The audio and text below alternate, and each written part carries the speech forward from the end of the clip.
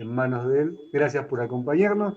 De a poquito, gente que se vaya conectando, lo vamos a ir sumando a la charla. Yo voy a mutear mi micrófono, así no hace eco y se escucha claramente lo que va a exponer Santiago. Luego que él termine con la charla, se pueden hacer algunas preguntas, un feedback, algunos que tengan algunas dudas y bueno, muchísimas gracias Santi por acompañarnos y compartir toda tu investigación y trabajo con nosotros. Bueno, primero que nada, gracias Leo por organizar y por invitarme al evento y por poner el espacio, digamos, para poder expresar un poco esta recreación, esta investigación. Pero bueno, sin más preámbulos, nos metemos de lleno en el tema que nos toca ocupar hoy, que es nada más ni nada menos que la industria textil. La industria textil es y ha sido uno de los grandes desarrollos, valga la redundancia, industriales de la humanidad a lo largo de los siglos. Ha sabido reemplazar la tela a el cuero y la piel animal, entre otros elementos de confección, en lo que es vestiduras, en lo que es cinturones, apliques, cordelería, sacos y contenedores, velámenes, entre otros. Es decir, una amplia variedad de tejidos en los cuales la tela ha servido como materia prima esencial. Ahora bien, a todos los recreadores nos ha pasado. Vamos a Once a comprar el retazo de tela para hacernos el atavío, y a los no recreadores les ha pasado, vamos a comprar una remera a tal lugar, o me compro un jean, y eso todo es tela. Yo pregunto entonces, ¿qué es la tela? Bueno, para poder contestar esa pregunta, primero hay que contestarse otra, que es el antecesor de la tela, el hilo. Todas las telas empiezan con un hilo, que es ni más ni menos que el trenzado de fibras de origen animal o vegetal, en su gran mayoría, y algunas otras, pero eso lo vamos a ver después, no importa ahora, el trenzado de fibras de origen animal y vegetal en una estructura rectilínea de sección redonda que nos va a permitir ubicar ese hilo junto con sus hermanos en disposición longitudinal y transversal entrecruzadamente para formar un tejido. Entonces, ahí tenemos la base de lo que es la tela en tanto definición. Que quede claro de movida que el estudio que yo hice y que voy a exponer ahora está basado no en una, dos o tres prendas bien conservadas encontradas en museos, que las hay, no lo voy a negar, sino que me baso más que nada en yacimientos, me baso en encuentros de material en terreno, que vos van en York, ponele, hacen una excavación, levantan 10 toneladas de tierra y ahí sacan retazos de tela que quedaron enterrados de la era vikinga o del siglo XII o del año que fuere, y en base a eso hacen las mediciones de cantidad de proporciones de un tejido con respecto al otro, tipos de tejido en base a sistemas de hilado y de tejido, tipos de coloraciones, etcétera, etcétera, etcétera. Este tipo de estudios requieren una investigación bastante compleja porque hay que tener en cuenta lo siguiente. La tela es un material muy perecedero, muy degradable. Entonces van a encontrar géneros, como por ejemplo la fibra de lino, que es vegetal, está hecha pura a base de celulosa, que van a encontrarse muy degradados y muy poco presentes en los hallazgos arqueológicos, lo cual no coincide con la realidad. Vos tenés en la realidad ejemplos donde se supone que el lino se atribuye el 50% del total de vestiduras y en el hallazgo arqueológico encontrás un 10%, lo cual es miserable realmente, pero es lo que te brinda la realidad. En lo que es tinciones, asimismo, el terreno debilita mucho a las tinturas. Hay taninos en el suelo, el hierro que se encuentra en el suelo, todos esos materiales generan manchas de color marrón homogéneo que impiden ver el color de la tela natural, lo cual obliga a hacer una demostración de la tintura mediante métodos químicos. Asimismo, hay que tener en cuenta también prácticas del entonces, como ser el reciclado, que hoy también se encuentra presente, aunque en mucha menor medida, que altera las proporciones de las telas utilizadas en el entonces y nos dificulta a nosotros saber cuánto porcentaje de esto era, no sé, lana de oveja, cuánto era lino natural, cuánto era una mezcla de fibras y así sucesivamente. Ahora bien, yo tiré un par de nombres ahí recién, pero ¿qué tipos de fibras se utilizaban en aquel momento? Bueno, En Europa, que es el eje de lo que nosotros tratamos, tenemos el rey y la reina, que son el lino en tanto fibra vegetal y la lana de oveja en tanto fibra animal. ¿Hay otras? Sí, hay otras. El cáñamo se usaba, la seda se usaba, el algodón se usaba, el pelo de animal que no fuera lana se usaba, fibras de metal inclusive se usaron. Sin embargo, como dije, lino y lana son los más importantes lejos, muy lejos. Por ejemplo, el algodón era una fibra que, si bien se conocía desde la antigüedad, no era tan cultivada en Europa por usanza y costumbre. Hoy en día la proporción se invirtió, el algodón es mucho más común que el lino, en aquel momento era al revés. La seda, lo mismo, era una prenda muy utilizada también desde la antigüedad, pero muy cara.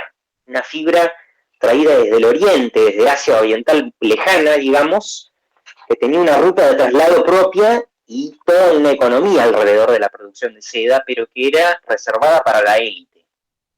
El pueblo raso tenía que contentarse con fibras como la lana y el lino.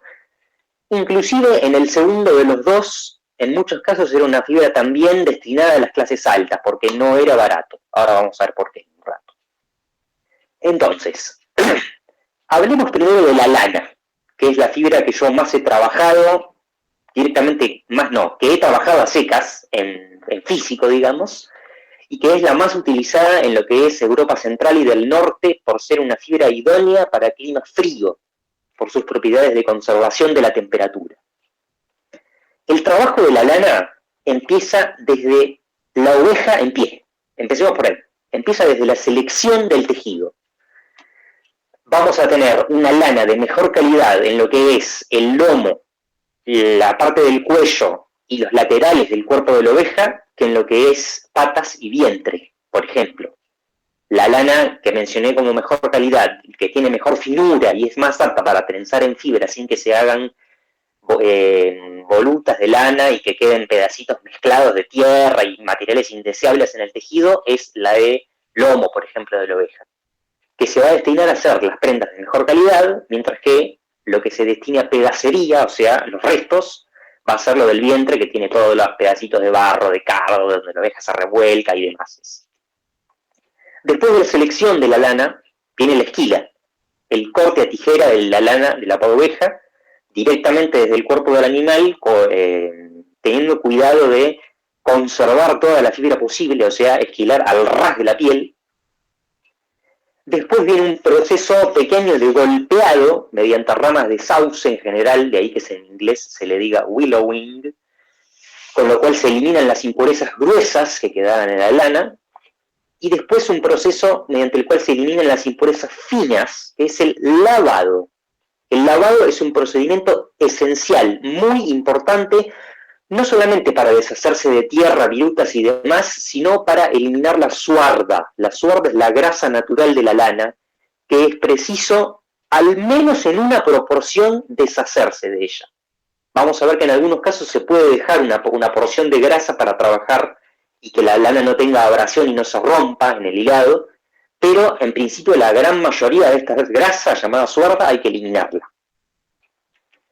Ahora bien, tenemos la lana lavada en forma de vellón y ahora vienen los pasos más importantes. El peinado de la lana consta de 2 peines, que son básicamente un mango de madera en forma de T, que tiene clavos, que están bien juntitos, clavos de metal. Algunos podía haber también de hueso, pero son los menos. Y vos lo que haces es poner las fibras en los dedos del peine, así, pones las fibras y con el otro peine le das, haces este movimiento. No sé si se ve en la cámara, si se aprecia. Con eso lo que se hace es separar, destrenzar y alinear todo lo posible las fibras para que se forme un solo cordel largo que después se va a someter al hilado. Este procedimiento va a ser no del todo reemplazado, pero muy apoyado y muy aderezado por el cardado. El cardado es un procedimiento particular, similar al peinado, pero que en lugar de peines usa justamente cardas. Las cardas son una paleta que tiene un mango y que donde está la zona plana de la paleta tiene una serie de clavos chiquititos de metal que lo que permiten es separar las fibras de manera más eficiente todavía. O sea, es más fino el peinado, ¿no? No sé si me explico. Estos procesos, si bien el cardado se supone es oriundo del siglo XIII, donde hubo una gran revolución textil en Europa, se supone que convivieron en diferentes lugares del continente, ambos procesos estaban juntos y era uno un poco más preciso que el otro un poco más simple, y ahí estaban cabeza a cabeza. Por cierto, el nombre del procedimiento, cardado, viene del hecho de que en su momento se usaba la flor del cardo. Todos sabemos lo que es un cardo porque lo vimos en algún lugar al lado de la ruta. Bueno, que es pinchudito, bueno, eso se usaba para cardar. Tenemos la lana peinada o cardada, tenemos una tira de fibras alargadas, todas desenredadas. ¿Qué hacemos? Hilamos. Para hilar lo que necesitamos es el uso. Es un implemento en forma de varilla de unos 25 a 30 centímetros aproximadamente, que tiene un malacate o pesa en uno de los extremos. Este malacate insertado en el uso lo que hace es que cuando uno le da el giro al uso y lo deja girando en el aire, no se incline lateralmente y quede girando recto. El uso tiene un gancho en la parte superior que lo que hace es permitir, cuando uno pone las fibras de lana bien finitas en forma de punta y las ata al borde del uso, el gancho ese lo que hace es que uno da la vuelta con el hilo en un movimiento que, perdónenme, pero describirlo en una imagen es difícil, lo tienen que tener en las manos y hacerlo, engancha el hilo en el uso y ahí es donde lo hace girar y trenza. Y ahí la tensión que va generando el giro asciende por las fibras a lo largo de la línea de trenzado, digamos, y va generando el hilo. Así, partiendo desde este uso, podemos hilar en sentido horario u antihorario, en forma de S o en forma de Z, se le dice. Entonces, partimos de la lana de oveja en pie, cortamos la lana, golpeamos para sacar las impurezas, lavamos, peinamos o cardamos, hilamos, ya tenemos el hilo a disposición. El hilo lo podemos usar como tal, podemos usarlo como cordelería, para asegurarse una calza, para atar una prenda, para lo que fuere, para coser, ¿por qué no? Pero tenemos que pasar al siguiente paso, que es el tejido. En el caso del tejido, lo que hacemos es, presentamos en un telar el urdido, es decir, ponemos los hilos de llamada urdimbre en forma vertical, para después hacer el tramado o tejido, que es poner los hilos de trama en forma horizontal. Hay otros procesos también ya con la lana terminada, con el tejido ya hecho, como ser el batanado, que es un aplastado del tejido mediante un molino de prensa para que quede más plano, el estirado, el realzado, para que quede como una pelusa arriba del tejido que se siente al tacto. Eso no nos vamos a meter ahora, son detalles muy técnicos de la producción. Pero sí nos vamos a detener un poquito en lo que es un procedimiento muy importante, que es la tinción. No sirve de nada tener el tejido terminado si estamos todos de blanco. Entonces, ¿qué podemos encontrarnos a la hora de teñir un tejido, o por qué no un hilo? Porque, por cierto, la tinción se hacía desde el hilo recién terminado o desde la tela recién terminada. Diferentes procedimientos, diferentes pasos, el mismo resultado. En el caso del hilo era un poco menos uniforme, en el caso de la tela era una terminación un poquito mejor, pero más caro. Entonces, plantas que tuviesen tintes de origen natural, como ser la llamada planta Isatide, Isatis tinctoria en latín, la que generaba el color índigo o azul. Tenemos también las raíces molidas de la planta Rubia tintorum, o conocida como rubia roja. Estas raíces daban un tono rojo mate, casi anaranjado. Tenemos también las hojas y las semillas de la gualda, llamada Reseda luteola. Estas daban un tono amarillento. Si no, tenemos también un rojo más intenso, que es el conseguido mediante el macerado de los caparazones de insectos. Insectos, me refiero a hembras grávidas del género Kermes. Fíjense el nombre, Kermes, de esa palabra proviene el término carmesí, es decir, el color que se sacaba de ahí era rojo, un rojo bien fuerte y estridente. También tenemos otros ejemplos menos comunes, como la orceína, obtenida de líquenes marinos, que permitía un color púrpura muy costoso, o la nogalina, obtenida de la cáscara de la nuez, que da un tono marrón oscuro tirando a negro. Estos son algunos de los ejemplos de tinciones de los cuales se disponía en el medioevo, que por supuesto podían ser combinados. Yo puedo poner una base de azul de Isatide con un amarillo de Huelva encima y lograr un verde, o puedo poner una base de rojo de Kermes con un amarillo de Huelva encima y lograr un dorado, un naranja, y con eso manejarme.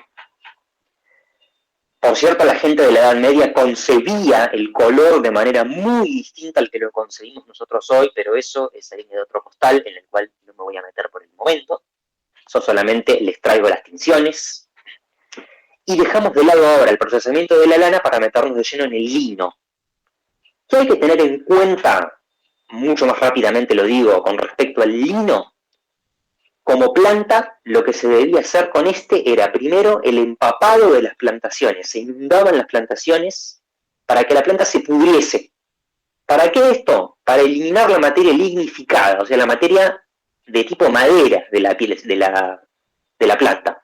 Eso es lo que no se deseaba y lo que quería sacarse para poder acceder a ¿qué? A las fibras vegetales blandas de los tallos.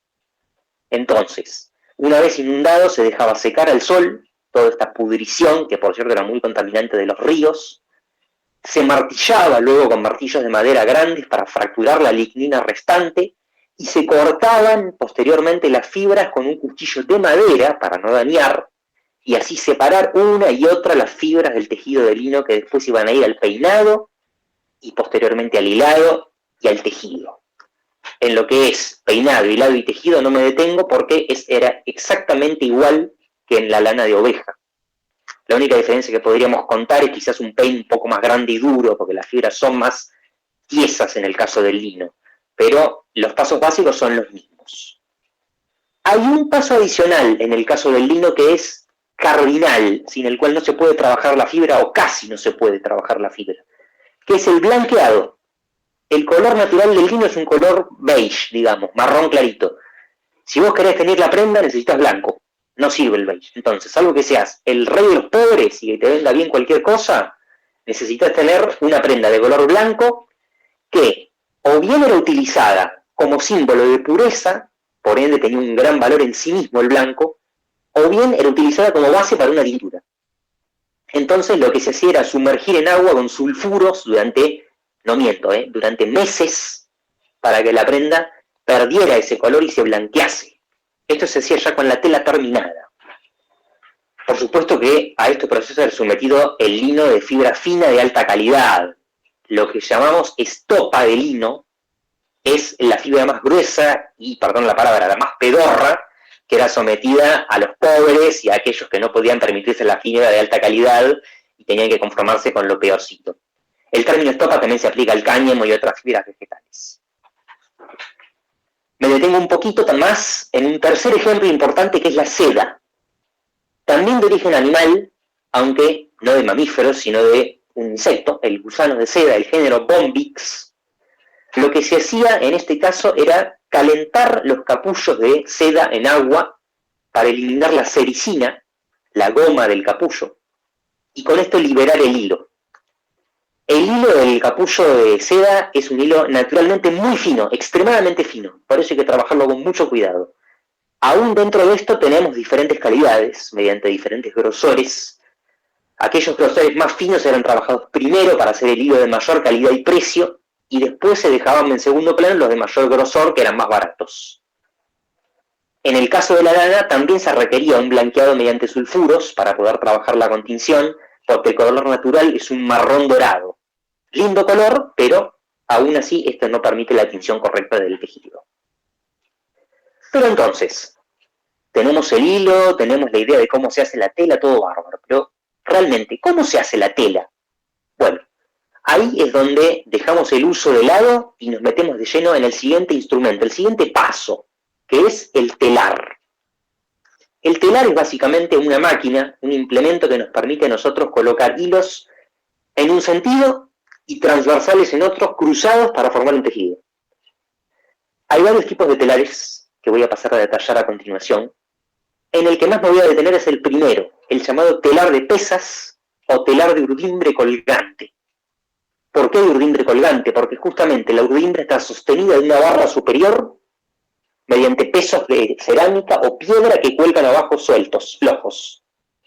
En el telar de urdimbre colgante, básicamente lo que uno tiene es un marco de madera compuesto por 2 barras laterales, con una barra intermedia que las une y las sostiene, y una barra superior apoyada sobre estas laterales en forma de Y, una Y con una barra en el medio. Entonces, lo que yo hago es atar los hilos de la urdimbre colgando desde la barra superior. En algunos casos se ponía una tira de tela hecha en un telar más pequeño, atada, y de ahí se sacaban los hilos de urdimbre, pero puede hacerse directamente. Estos hilos de urdimbre les pongo pesas abajo, cada cierto intervalo, supongamos, no sé, cada 6 u 8 hilos le pongo una pesa de 500 gramos, eran en general un peso de 300, 500 gramos lo más usual. Después, tengo que poner la mitad de los hilos detrás de la barra inferior del telar, colgando en el fondo, y la otra mitad delante de la barra, colgando en el frente. Voy a agregar un hilo atado a cada punta de los 2 de los parantes laterales, encadenando con un nudo corredizo cada uno de los hilos del urdimbre, los de atrás y los de adelante. Y después lo que voy a hacer es agregar una barra intermedia que se llama liso. ¿Para qué esta barra? Para poner un hilo que vaya desde esta barra hacia el fondo, agarrando cada uno de los hilos que quedaron colgando atrás. Agarra y vuelve, y así. ¿Esto qué me permite? Que cuando yo, teniendo 2 piezas saliendo de los marcos laterales, tiro del liso y lo separo de los marcos y lo dejo enganchado en estas 2 piezas, los hilos del fondo pasan al frente y los del frente pasan al fondo. Es decir, la abertura entre uno y otro se invierte. Y ahí es donde yo paso el hilo lateral de la traba, envuelto en una lanzadera, paso uno, invierto los hilos, paso otro, invierto los hilos, paso otro, invierto los hilos. Y así sucesivamente voy haciendo un tejido, poniendo un hilo por encima, un hilo por debajo, un hilo por encima, un hilo por debajo. Los telares podemos decir que se clasifican en mayores y menores. Los mayores permiten hacer una cantidad de tela virtualmente inagotable, o sea, el ancho de la tela que lo va a dar el ancho del telar, aquello con lo que vos te sientas cómodo. Hay un ejemplo de un telar inglés en Suffolk que se encontró que medía 2,50 metros de ancho, con lo cual yo tengo una tela de ese ancho, más el largo, todo lo que me permite la barra superior, que es donde voy a ir enrollando la tela que ya fui haciendo, o sea que puedo tener 2,50 metros por 30 metros de tela de largo si quiero. Piensen que cuando uno va a comprar tela 11 te venden tela de 3 metros de ancho. Y los telares menores que te permiten hacer una banda de tejido, un tejido fino y largo. Eso lo vamos a abordar un poco más adelante. Entonces, telar de urdimbre colgante, telar con pesas. Las pesas mantienen la urdimbre tensa para que yo pueda pasar los hilos de la trama y que no se me enrieden. Tenemos un segundo tipo de telar, evolucionado del anterior, que es el telar vertical de doble viga. En este caso, en lugar de tener pesas tensando los hilos, tenemos otra viga abajo y otra viga arriba. Y tengo los hilos atados arriba y atados abajo. Y abajo, mediante manivelas, lo que voy a hacer es tensar la barra para que los hilos queden bien tirantes. Y ahí voy trabajando, en lugar de hacer de arriba para abajo, como en el telar de urdimbre colgante, trabajo de abajo para arriba, sentado. Es más cómodo. Ahora bien, estos telares son verticales. El telar de urdimbre colgante trabaja apoyado contra la pared para que se forme un ángulo natural entre las pesas que van en el fondo y las que quedan en el frente. Y el telar vertical de doble viga tiene pies que lo mantienen erecto. El llamado telar de fosa es un telar horizontal, en el cual yo pongo la urdimbre acostada, acabo una fosa en el piso y el tejedor trabaja sentado. Y tiene un peine que lo que hace es separa los hilos para arriba y para abajo, y con el peine pasa el hilo de la trama y con el peine lo trae hacia así. Pasa otro hilo y con el peine lo trae, y así, va pasando y trayendo, pasando y trayendo. Este telar se convierte posteriormente en el llamado telar de contrapeso a pedal, que es un telar de mesa. Ahora estoy lo mismo, en un telar horizontal, pero no estoy en el piso, en una fosa. Tengo una mesa con patas, una silla y pedales que levantan los juegos de urdimbre para ir pasando a la trama y generar así patrones más complicados. Yo esto en un telar sencillo como uno de urdimbre colgante lo puedo lograr, sí. ¿Cómo? Teniendo varios lisos. Yo les mencioné el ejemplo con un solo liso, que es el tradicional. Puedo tener 2, puedo tener 3 lisos atados a juegos distintos de hilos. Y con esto genero patrones más complejos. Pero es un arte de tejido mucho más difícil, por cierto, ¿no? Y después del telar de contrapeso a pedal, que se trabaja en una mesa, tenemos un telar todavía más complejo, que es un telar que lo van a ver en talleres de producción de tejido en masa, que es el telar de dibujo. Es un telar que tiene la mesa, con los hilos de urdimbre horizontales, y arriba de la estructura tiene una torre, donde se pone otra persona, generalmente un chico, que tiene hilos que van bajando desde esta torre y tomando juegos de hilos de los del urdimbre. Entonces la persona de arriba, con un juego de hilos, levanta una parte del urdimbre, o baja y levanta la otra, baja y levanta la de más allá, y así sucesivamente, permitiendo generar patrones en la tela, como por ejemplo hacer, no sé, un tejido plano que tenga la flor de lis a intervalos regulares. Bueno, eso requiere un telar de dibujo, un telar complejo. Ahora bien, yo me la pasé hablando de telares, me la pasé hablando de tejido, pero hay que tener en cuenta una cosa. Yo en un momento dije, para el momento de hacer la tela, yo pongo un hilo por encima, un hilo por debajo, un hilo por encima, un hilo por debajo, tan repetitivamente. Bueno, ese tejido es el tipo básico de tejido, el típico, que se llama tafetán, o tejido cuadrado. Predominante en el lino es el tipo de tejido más simple, donde yo paso una para arriba y otra para abajo sucesivas veces. Cuando yo rompo este patrón, entramos en lo que se llama tejido de sarga. La sarga se considera un tejido desparejo, porque lo que yo hago es paso por encima de 2 hilos, por abajo de 1, por encima de 2, por abajo de 1, o por encima de 2, por abajo de 2, o por encima de 3, por abajo de 3. Así tengo sarga 2 en 1, sarga 2 en 2, sarga 3 en 3. En ese orden, porque la primera era la que en general se encontraba en mayor proporción, la segunda moderadamente y la tercera algo muy raro. Tenemos ejemplos de hallazgos en York, por ejemplo, donde tenemos un 50% de tafetanes encontrados contra 50% de sargas en lana, y en el caso de las sargas tenemos un 37% que son 2 en 1, un 12% que son 2 en 2, y apenas el 1% es un 3 en 3. Es mínima la cantidad, pero existe.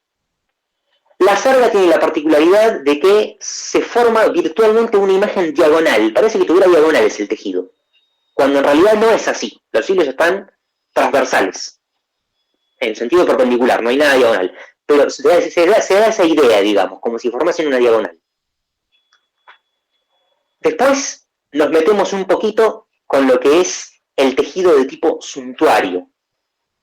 En lo que es lino y lana, vamos a tener hilados moderadamente gruesos en el caso de la lana, entre 0,5 y 1,5 milímetros el hilo. En general alrededor de 1 milímetro podemos andar.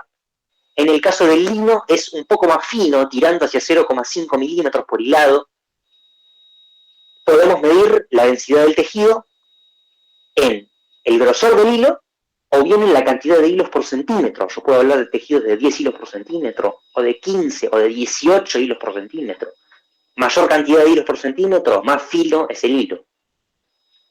Ahora bien, volvamos, tejidos suntuarios. Hoy en día, así como en la Edad Media tenemos tafetán y sarga, hoy en día hay un tercer tipo de tejido importante que es el satén, o raso. El satén, también llamado raso, es un tipo de tejido en el cual vos tenés una trama gruesa oculta por la urdimbre. La urdimbre queda toda adelante y la trama en el fondo no se ve. Muy cada tanto asoma un hilo de la trama agarrando el urdimbre y se esconde de vuelta.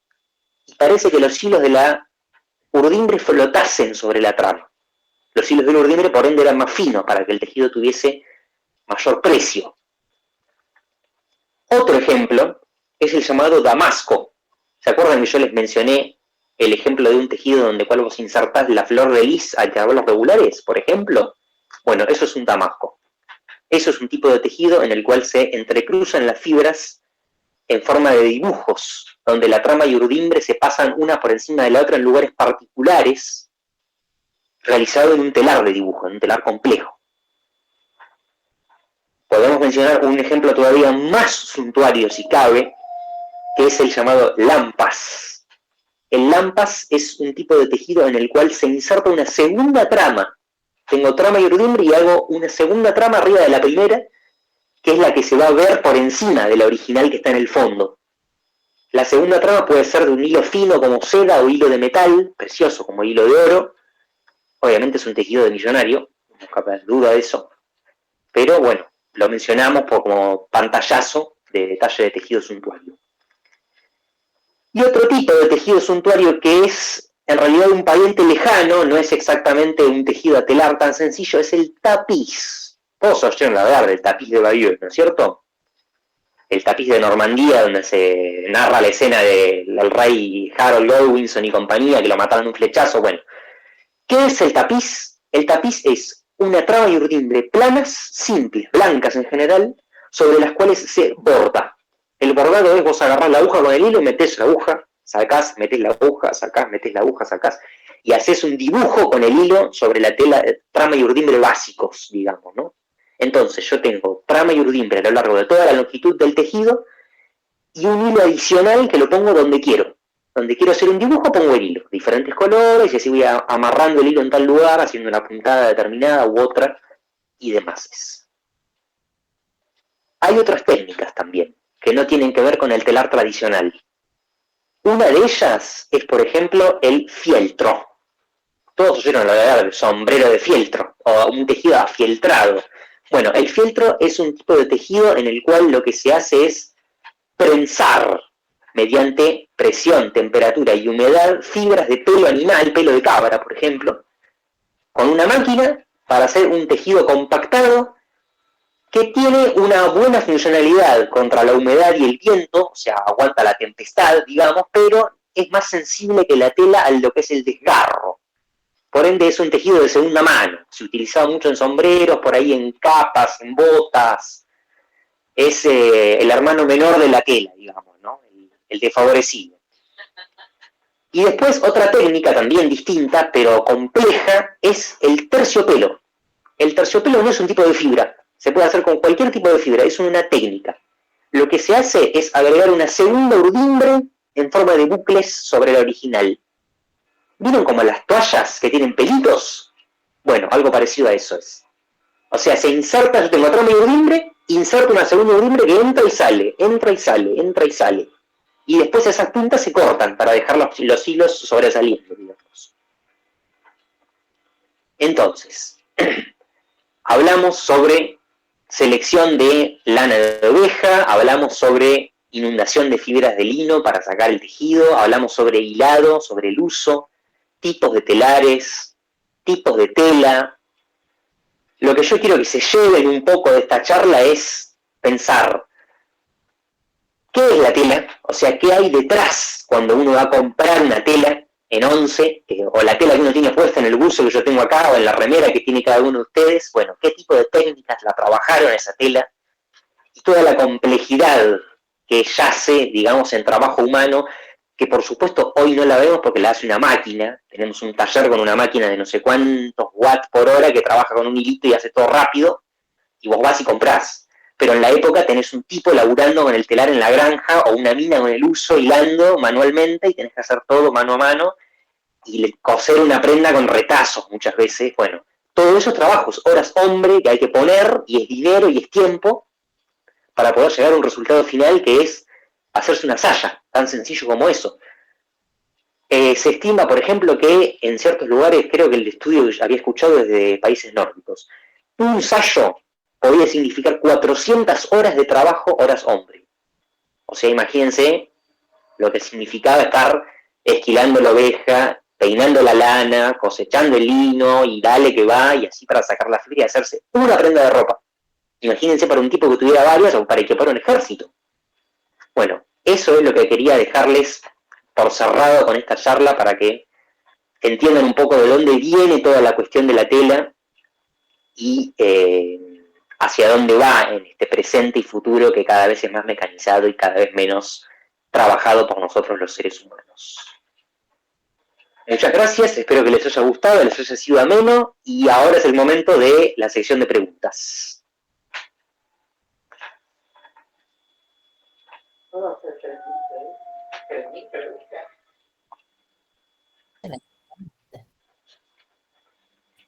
Mira, no veo dónde se puede. Ah, no sé quién iba a hablar, pero no veo dónde se puede levantar la mano para hacerlo ordenado.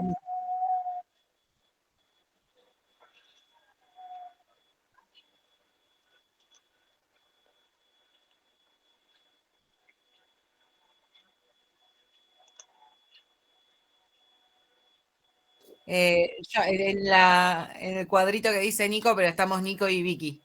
Eh, esta no es la voz de Nico.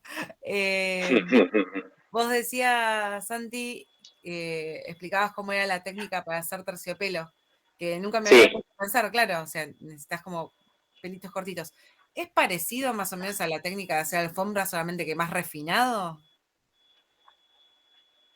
Mirá, ahí me mataste porque honestamente no sé cómo se hacen las alfombras, pero te diría por lo que he visto. Con lo que decías sí, del bucle. O sea, te diría que es algo similar, sí. Por lo que tengo entendido, sí. Pasa que con un nivel de delicadeza y de finura mucho más chiquitito. Hasta donde sé, las alfombras tienen una base que es un tejido como fibroso, muy denso, muy duro, que no sé si es una trama Burdimer tradicional, inclusive está pegado eso. Pero sí, las fibras que salen hacia arriba, bien podría ser que es parte de la misma técnica. Y el tema de que el terciopelo sea tan suave y que, bueno, también un tejido tan fino es específico de cierta clase social, ¿tiene que ver solamente con el tipo de técnica o también con las fibras que se elegían? No, tiene que ver con las dos cosas. En general, si bien la técnica se podría usar con cualquier fibra, la técnica de terciopelado está asociada a la seda, seamos honestos. O sea, es un tejido caro. Las más finitas que decías vos que eran tan difíciles de sí, desenredar. Por eso le pasás la mano por encima y parece que tocas en las nubes. Claro. Muchas gracias. Yo te hago una pregunta. Vos habías hablado en un momento, más al principio de la exposición, de que hacia el siglo XIII hubo algo que se conoce como la Revolución Textil. Sí. Esto se da más en algunos lugares que en otros, porque creo haber leído en su momento un texto en la facultad que hablaba de que en Inglaterra, concretamente, bajo el reinado del Sanquilargo, la corona a propósito tomó unas cuantas medidas para proteger la industria textil y que de esa manera, no es la única razón, pero por eso Inglaterra corre con ventaja para la revolución industrial posteriormente. ¿Hay algo de eso? ¿Pasa más en Inglaterra?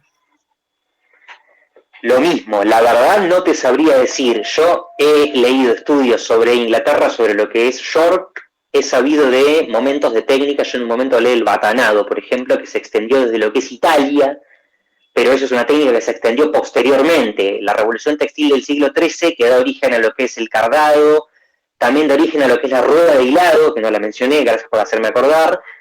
Sé que se extendió más o menos parejamente por toda Europa, no sé la verdad cuál fue el punto de arranque, ahí te lo debo eso. Gracias. Y bueno, chiste interno entre nosotros. Me sorprendes mucho con que el cardado sea una técnica medieval. Siempre pensé que era de la antigua Grecia por alguna razón. Y ahí te lo dejo. Hasta donde yo sé, al menos por lo que leí, es medieval.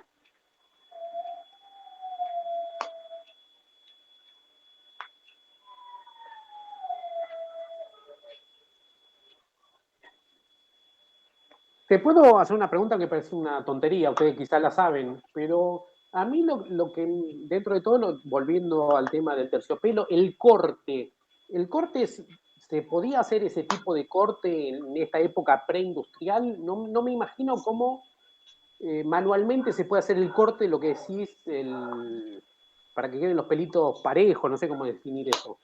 No me lo imagino. Sí, entiendo la pregunta. Es difícil de imaginar. Yo te diría que lo hacían manualmente con una tijera, es lo que se me ocurre.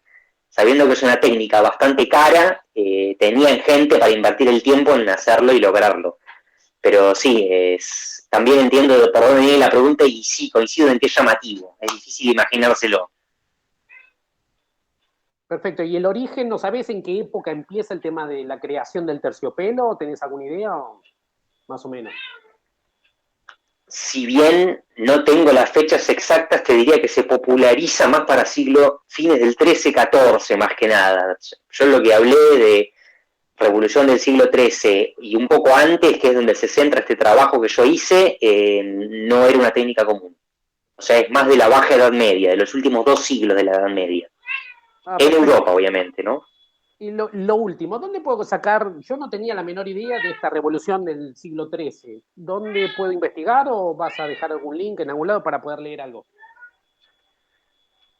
Bueno, no recuerdo tener un texto que sea específico sobre la revolución del siglo XIII, pero si quieren, en la plataforma de ARHM, donde están citadas las charlas, puedo subirles material que utilicé para hacer el trabajo, que hay un poco de todo de industria textil para leer, y con eso van a poder, no te digo saldarse todas las dudas, pero tener una idea un poco más general de cómo viene la mano. Así que después, si Leonardo me permite, les paso los links de los libros. Listo, perfecto, ya te libero. Fabuloso, muy buena la charla. Dale, gracias.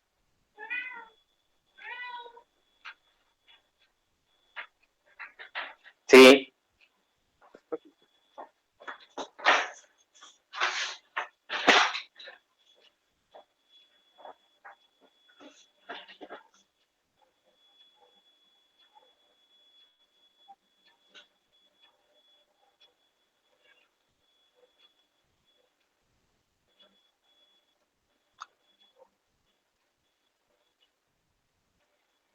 Dale.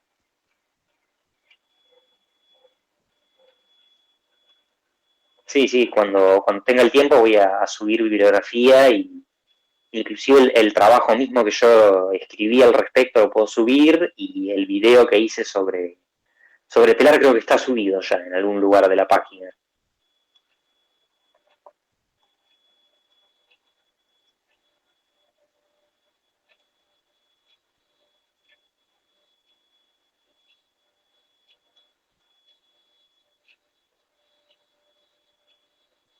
Dale.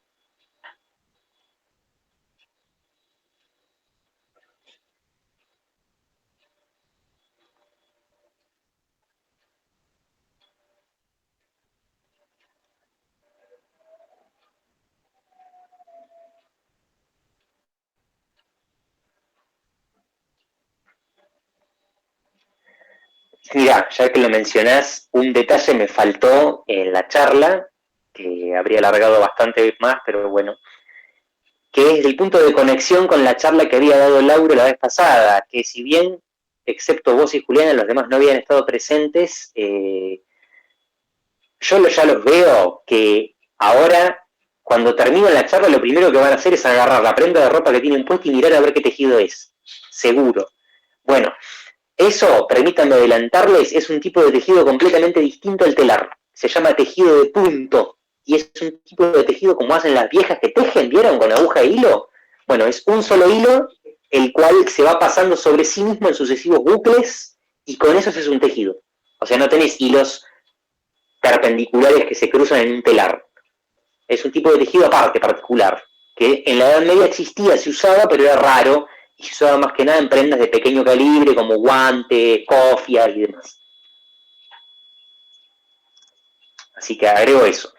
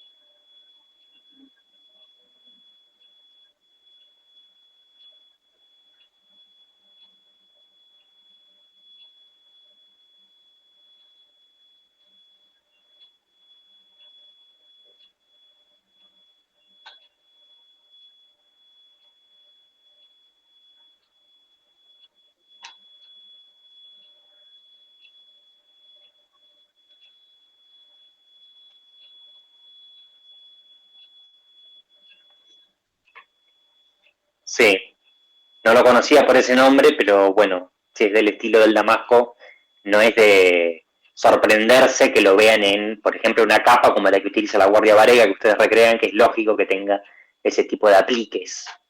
Igual posiblemente era, en eso ustedes lo sabrán mejor que yo, pero era un parche que se le agregaba encima a la tela de la capa, no lo iban a bordar directamente arriba del tejido de color violeta, sino que le cosían algo arriba, pero sí.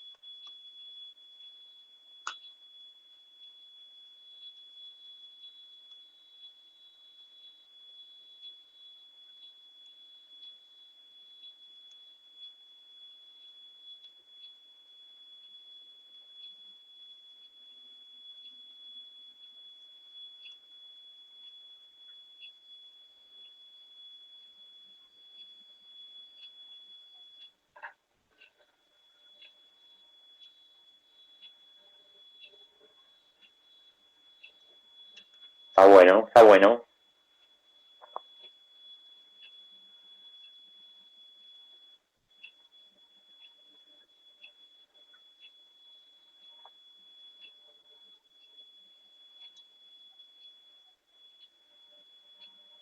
Prueben, a ver qué tal sale.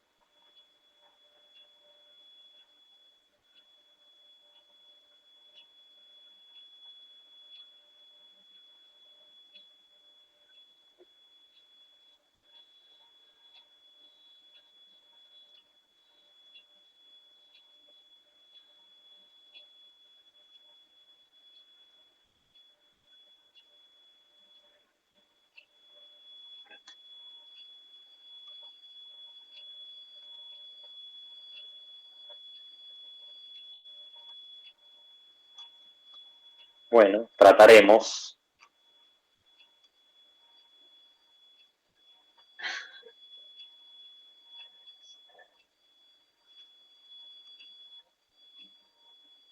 Claro.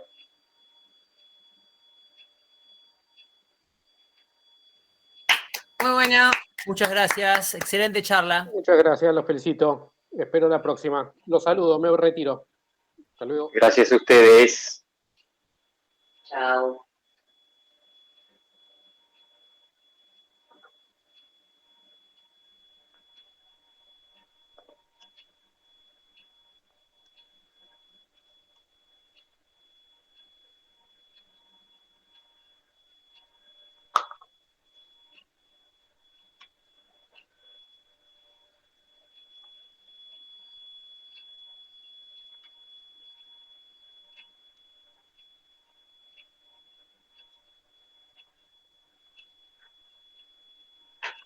Dale. Gracias a ustedes. Gracias, buenas tardes. Chau, chau. Buenas tardes.